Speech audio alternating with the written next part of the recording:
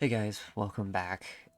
Today I wanted to talk a little bit about a new game, or not new game, but a game newer to my channel and videos in general that I haven't talked about, at least to my knowledge, before.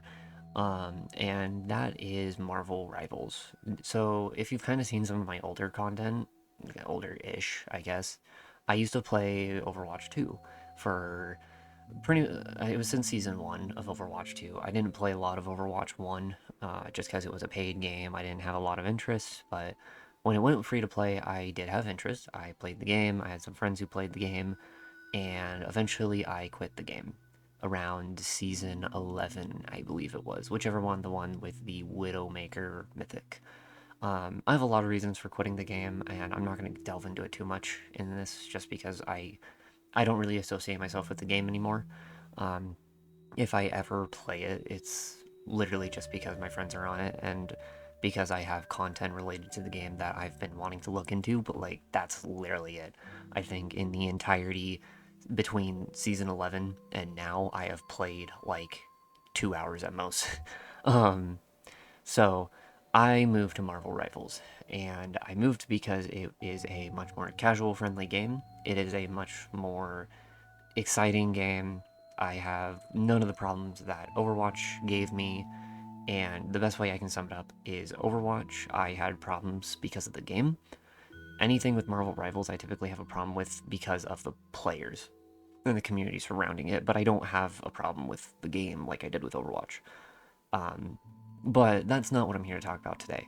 What I wanted to talk about today in this, you know, podcast is the new season, season 3. Initially, I was going to make this like 3-ish days, 2 to 3 days after the season came out, as a very like early review, someone who is up like really quick to get into the pool, but honestly, I wanted to let it settle for a little bit and see the reactions, not only of people, but also my friends, and have a little more time to digest it for myself. And I think a week was plenty of time. We're at that point. We've gotten a week in, and I've seen pretty much all of it. A lot of the, big phase of like the first few days when new content comes out. Obviously, there's going to be a lot of hype, a lot of big heightened feelings, and now that's kind of settled down. We're back to normal, and so I thought now would be a better time to talk about the season compared to during the big hype phase when obviously everyone had either really, really strong feelings about certain things or just didn't really know what to cover yet. So, I'm going to be doing it the same way I usually go through things, very non scripted, very podcast, very personal. So a lot of this is going to be subjective. I'm not going to be talking from opinions that the community has made. A lot of it is going to be my personal opinions. So if you're here to hear what the community thinks, I'm sorry, I'm not going to be covering that because I don't want to. I don't care to. I think the community is really, really just not a good, reliable source of information in terms of whether or not a season's good or bad. And I might get to that, but again, I just don't want to talk about the community. Um, so, yeah, a lot of it's going to be subjective. It's going to be a lot of my own opinion. So, of course, take everything with a grain of salt and form your own opinions before saying anything about it. But with that being said, let's dive into it. So, first thing I want to go over is the new hero, which was Phoenix. And I think she's really good. I said that she was very strong, but on the safe side of strong. What I mean by that is she is a character who has the potential to easily be one of the S tier characters in the game. And I've noticed, especially a lot of pro players have been putting her in S tier. Um, I personally don't agree with that. I think she's closer to A tier, but she is still really, really good. Um, she has a lot of burst damage, which is really good in this game. So having that much burst damage and the way that it is dealt, it's very similar to Moon Knight, where it promotes a lot of people who clump together, like brawl comps. That's what I was trying to think of. Sorry, brawl comps is going to be Phoenix's bread and butter, right? Because she has a thing where whenever someone explodes, right, when they take enough damage and get the little explode effect, everyone around that person will also get a spark, which is the passive that leads to exploding, which means more burst damage. So essentially, the closer people are, the more burst damage she can deal. And obviously, that just causes a whole chain reaction of other things. So in that regard, Phoenix is extremely good. People who are able to constantly go against brawl comps will notice that really, really like a big appeal for Phoenix to target clumps of people at a time. So the kind of downside to that is Brawl is not that good right now compared to other comps. I've noticed a lot more success for Dive more than anything, although Poke is also really good. Mag is still like really Magneto. He's still really, really good. Namor is also really, really good right now, and I will get to some of those other characters later. But Poke is pretty good right now as well. I would say Brawl is probably the worst comp right now. It can work. It can work, but I've noticed that compared to Dive and compared to Poke, you're probably going to have a better time on those compared to Brawl. So unfortunately, that's kind of where Phoenix starts to drop, is when you don't have Brawl comps. When you're trying to work with like singular targets, that's where it gets difficult, but it's still pretty good. The only downside I would say is that her ult is pretty weak. Unfortunately, it feels a lot more of a item buster than an actual damage ult, which isn't bad because that is actually something that I have been looking into, is the amount of high damage AoE ultimates and obviously in turn high sustain AoE ultimates. And so I am glad that they tried to do something different, but it is still very weak compared to other high damage AoE ultimates, right? It feels a lot more of a let's just blow everything up, right? So Groot walls gone, Penny gone, rockets BRB gone, onks gone, squids gone. It's basically something to just completely clear the battlefield, which isn't always bad, but a lot more often than not, I don't see it working very well, even for like trying to follow up, right? Because that would be the other appeal is, okay, let's use this to weaken them and then follow up. But unfortunately, with the amount of sustain in the game, following up is very difficult without proper timing, right? You have to wait until at least one of the supports are dead before you can try to quote-unquote follow up on something like that. But that's the only thing I have a problem with. And I wouldn't even call it a problem. It's more a problem with the game than a problem with Phoenix. So I actually don't have that big of a problem with it. It's just more of like it's kind of a nuisance, and it draws me away from playing Phoenix more often than other characters I find value out of. But that's literally it. In terms of the other balance changes, most of them were really good. A lot of them were really, really good. They nerfed a couple flyers who were a big problem.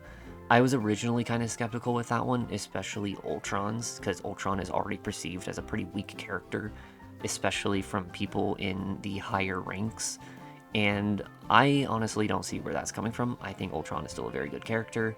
I would rather have an Ultron than like a Jeff, just in my personal opinion, or an Atom. Ultron is still really good. And so the nerfs didn't hit Ultron nearly as badly as I thought they were going to be. And all the other balance changes, balance being the key word there, is really good. The only one that I was like super duper iffy on, even now, is Namor, because Namor was already pretty good, and they just gave him a straight buff. So the Trident primary weapon is now better.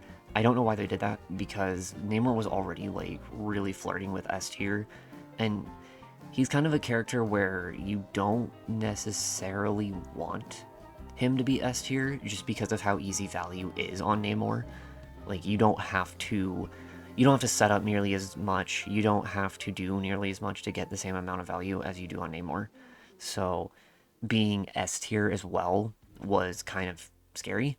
And I will say it's not nearly as bad as I thought it was going to be, kind of similar to Ultron, but it is still pretty bad. I've noticed that, at least in my games, both in quick play and in competitive, the amount of times that people will switch to Namor and suddenly get insane value is kind of spooky, but, you know, can't do anything about that. I'm just kind of hoping that they nerf something there. Otherwise, balance changes were great.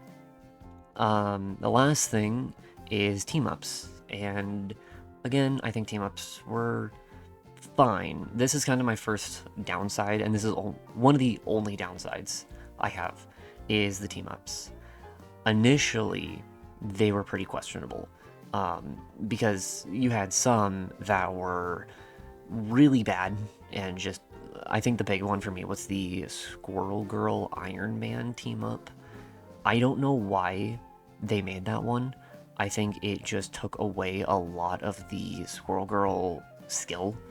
I guess the team up with Squirrel Girl and Spider-Man was really interesting because it was a skill shot where you had to wind it up and then you had to basically land it in this like arc motion, and it was really cool. They could have buffed it. I wouldn't mind if they buffed it, but because I think that's part of why they got rid of it, is it was just rarely ever used. No one wanted to play Spider-Man Squirrel Girl, let alone get value out of it. But I don't know why they didn't just buff it. Instead, they made a whole new one that just doesn't feel nearly as good, because now it's just a homing missile that does pretty decent damage, but is also very easy to block, very easy to just deal with. And on the flip side, Squirrel Girl doesn't have to do anything besides let her rip. So it's no longer a very interesting skill shot. Instead, it's just kind of a mediocre ability that you throw out there every now and then for more damage. And it's like, why? Why are we doing this? On the flip side, we had things like Phoenix and Wolverine, which if you went on any platform of social media and looked at Marvel Rivals content, you probably saw something to do with this team up because it was bloody insane. The team up in question gave his leap, which already stuns people in place, it gave it lifesteal, and a very good amount of lifesteal. You basically could go from critical to at least half health very quickly before the enemy could do anything about it. So it was a very concerning team up, and obviously Phoenix was being played a lot, so you had this team up almost every game, because if Phoenix was being played a lot, Wolverine was being played a lot. I will say now it's kind of died down a little bit because it's been nerfed, and just not as many people want to play Wolverine or Phoenix, but it is still notable. It is still very notable, and when people do run it, it is very, very concerning. So unfortunately, that's just how it's going to be. There's not much we can do about that, but it is still a pretty alarming thing to watch. So that's all the heroes out of the way. Next thing I wanted to talk about is the map. This, I think, is the biggest downside for me, personally. I'm someone who really likes map design. I've spent a lot of time looking into good map design, how map design works, why it's important to have map design, and what draws people to certain maps way more than others. And like back in Overwatch, for example, I did a big project going over why the newer modes like Flashpoint and Clash were bad in terms of map design, and there's actually quite a few reasons. And so now bringing this to Marvel Rivals, I still continue to really enjoy map design and see like what makes map design interesting and how is Marvel Rivals doing with map design. So this new map came out, and one of the first things I did was hop on the new map only playlist, so you could only play the new map, and I played it over and over a few times. And this is definitely one of their weaker maps. And I don't say that in terms of gameplay, actually. I think gameplay is actually very interesting on this map, and they've done it a lot better than other maps. Krakoa from last season especially is awful from a map design perspective. It is very confusing. The layout is very confusing. The the map appeal and the aesthetics is also just really wonky and weird and not good. Mainly on the convoy one, a lot more than the other map, like the what is the name of it? Domination. The Domination maps are actually pretty good. Those ones aren't terrible. It's the control map that is really bad on Krakoa for map design. So I was hoping going into this season they would improve, and unfortunately they did on a gameplay front. The gameplay does feel better, but the aesthetics is pretty bad. And the reason I say that is because while it does play well, every area feels way too similar, is how I would put it. One of the biggest things about map design is making each one feel very distinct. Being able to tell each map from each other and know what you're about to be playing on, and giving people a very distinct and vivid idea of what they're about to play on, strictly based on map design, is very crucial. And the problem is that isn't the case with a lot of Marvel Rivals maps, but especially this one. Two of the three maps are dang near identical in terms of map design. They are both the outside Clintar environment, which we saw in the Convergence map on the last stretch, right? When you're attacking that third stretch, it's the same environment, the same color palette, the same environment, the same general gameplay. It's very one-to-one. And between the two of the three maps, it's very, very similar, right? I think the only difference is that one of the maps is entirely outside, and one of the maps has a small inside segment for like half of it. But that's it. Otherwise, very similar color-wise, very similar layout-wise, very similar gameplay-wise, and it's not fun. The third map is slightly better, I will admit. It has at least different colors and different designs, and is the most interactive of the three, but it is still very similar in a lot of aspects. I think the only thing I would say is, again, just the interactivity does enhance the gameplay a little bit, and they do it in a way that isn't disruptive like Krakoa. Krakoa had some very disruptive gameplay that made playing on Krakoa really unfun. This map did avoid that, but it's still pretty lackluster.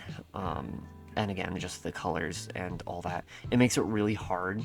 Like, if I were to see the Clintar maps side by side, it would be very hard for me to tell which is which, strictly based on like color palette and looks alone. I would have to see like the point specifically to know, oh, this is so and so. Like, one of them I could probably do it, maybe two. Like, two of them I could probably do it, but some of them are really similar and not in a good way. So the map is probably my least favorite part of the season, unfortunately, because that's going to be the part that also continues on for the rest of the game.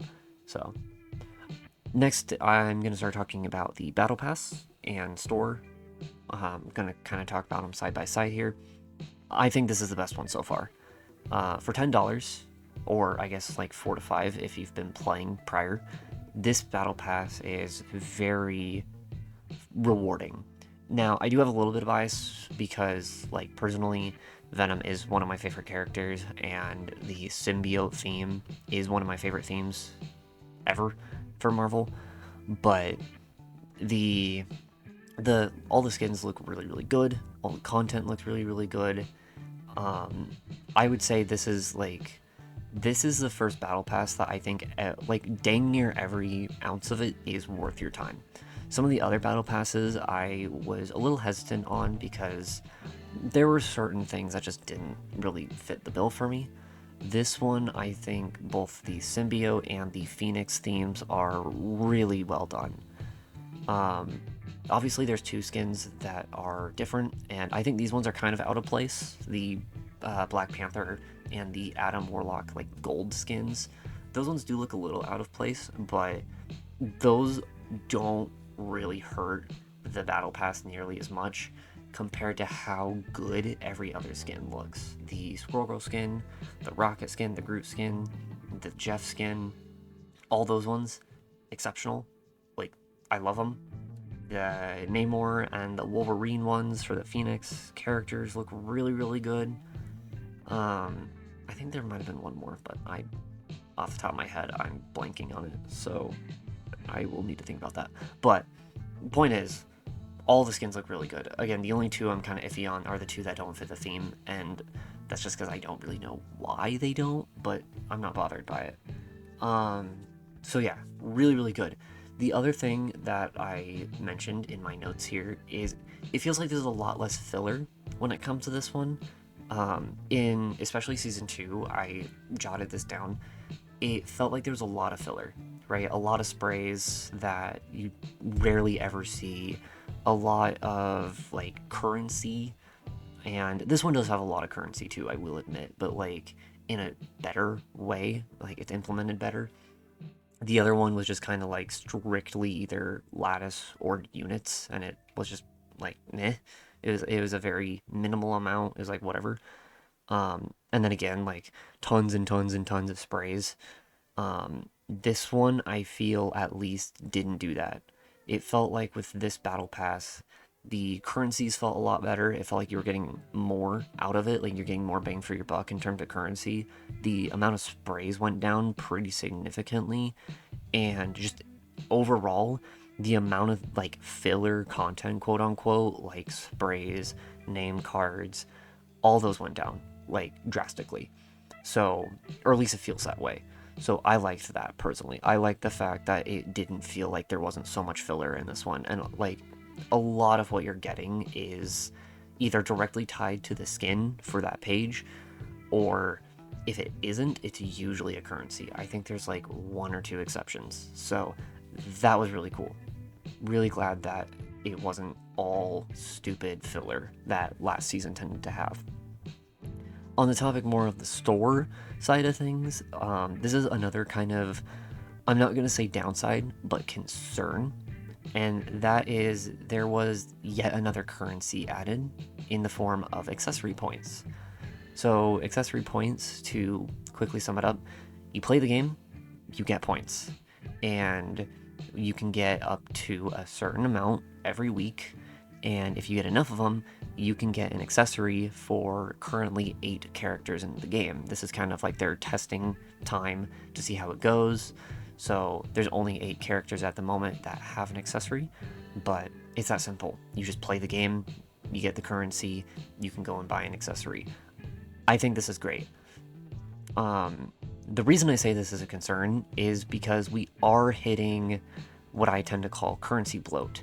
Overwatch had this problem where you had a lot of currencies. You had a currency for free players, you had the premium currency, you had mythic shards for mythic skins and guns, you had competitive currency, legacy competitive currency. At one point, you had the Pro League currency. So, and now they have loot boxes too, which in a sense is kind of a currency, right?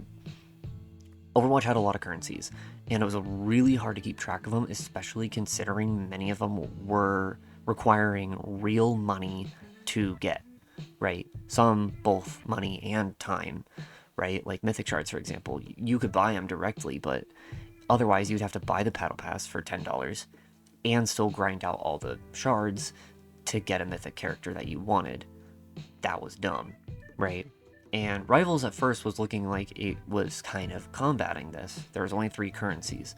Unfortunately, now we are looking at about, I think it's 6 now, because we have the free one, the units, the Battle Pass currency, the premium currency, unstable molecules, which is another currency added to the Battle Pass, which is used for recoloring your skins and giving them special effects, the costume coin to get skins for free by doing certain things, and now the accessory points, right? So unfortunately, we're kind of hitting the same roadblock where we're getting a lot of currency. The only reason I'm calling it a concern right now and not a downside is because of the way they are implementing these. Again, Overwatch had a problem where a lot of them required you to spend real time, real money to get them, right? Especially money. Because again, like the premium currency, the mythic shards, the Pro League, when that had a currency, all of them required real money to get them, right? And those currencies were the most desirable. In Marvel Rivals, that's not as much of the case. Like, yes, premium currency is still pretty important. It's how you get the battle pass, and it's typically how you get shop stuff as well, because you don't get units at a fast enough rate. But I will say that the other currencies, the kind of quote-unquote filler currencies, like the molecules and the accessory points, are very easy to get, and they don't make it hard and behind a paywall, right? Mythic shards in Overwatch were kind of my biggest stickler with this. The fact that some of the nicest, most customizable skins in the game were behind a paywall is really dumb and really stupid. Whereas Marvel Rivals, a lot of this stuff isn't, right? A lot of it, yes, you probably still need a little bit of premium currency for, unless you have been grinding this game like every single day, all the time, which is a different problem. So there's that. But again, like the unstable molecules, you can now get them in the battle pass, so you can get them for free technically, or if not free, you can still get them with the premium pass. So yes, they're still kind of behind a paywall, but nowhere near as bad of a paywall as Season 2, where you could only buy them through real money. Now, you can at least get them through the Battle Pass and through the new event. So it's like, okay, it's not terrible. It's still not preferable in my opinion. I don't like it still. I would rather they just put it behind units and call it a day. But obviously I don't get what I want. That's fine. And then the accessory points, like I said, all you have to do is play the game. I don't like that there's a cap on how many you can get. I think that's kind of dumb. But the fact that you just have to play the game to get them, it's like, is it terrible? No, it could be worse. It could be worse. It's not desirable. I would rather them just not have a cap on it, and then you just get all the accessories you want, rather than having to wait each week to get more so that you can get them like every 2 weeks. But you know what, I'm not going to complain too hard about it, because at least, again, it is free. It is very easy to get them. So while I am very worried about the currency bloat that the game is like reaching, it's nowhere near the levels I've seen with other games, and so I'm kind of hoping it stays where it's at. If we get more currencies down the line, that's where I'm going to have problems. But last thing I want to mention is the gameplay and the way that gameplay is being handled right now, as well as the challenges and mechanics surrounding the gameplay. On that latter thing first, I like the challenges now.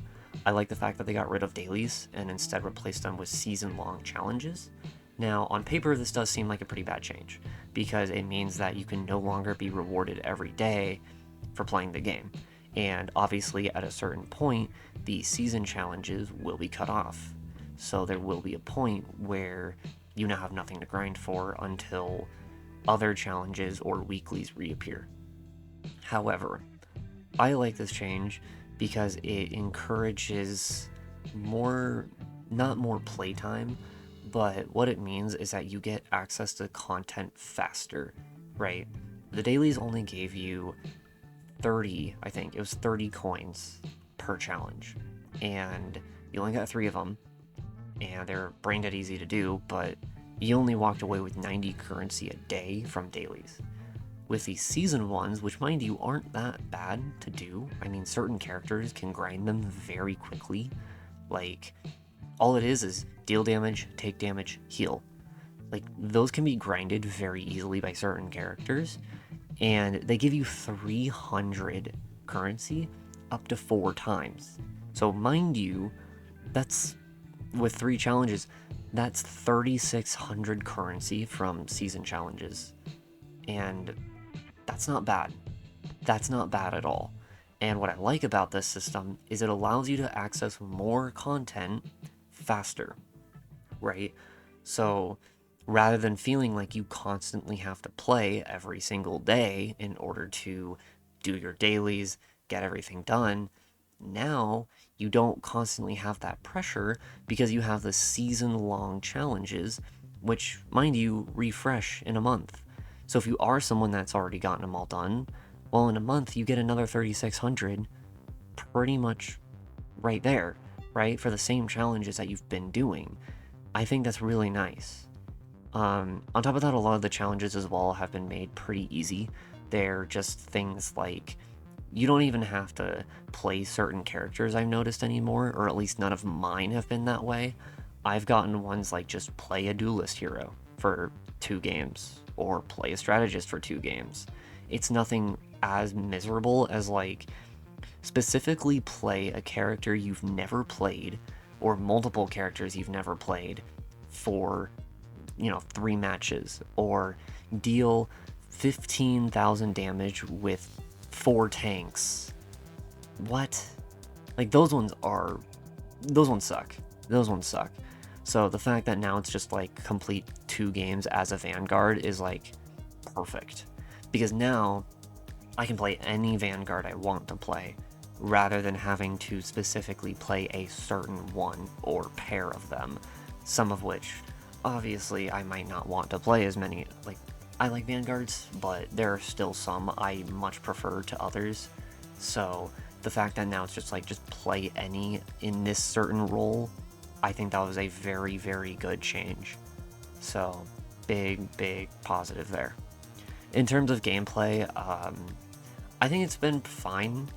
Again, most of the problems are going to be things that I'm not going to talk about here, just because it's more related to the player base, unfortunately, compared to the game itself. The game itself, I think, is actually in a very good state right now.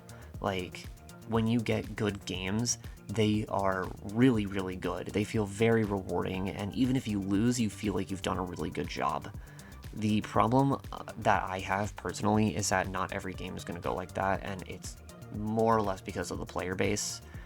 The player base right now is just in a very hostile state, which kind of sucks, because I would also say the game is in one of the best states it's been in. But unfortunately, a lot of people don't really see that. They instead complain about every little thing, and it's very exhausting. So first off, if you're one of those people, please stop. Please just make the environment better for everybody, and please stop. It's very tiring. I'm very tired of people who are just being toxic left, right, and center. People who quit the game in the first round because they didn't get the character they wanted, or they lost the first round on a comp game, so they make it miserable for everyone else. I can't tell you how many times this has happened. I have been on comp and we lose 1 round, and because of that, just one of our players decides to AFK the rest of it.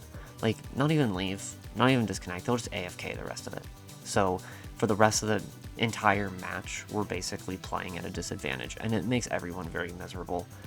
And the surrender option is also very 50-50, I've noticed, where sometimes it is like actually kind of helpful, and then a lot of times people will surrender when we actually could keep going, and it's just that people don't want to try. So kind of unfortunate, but again, that's not the game's fault, so I'm not going to really pin it on the game.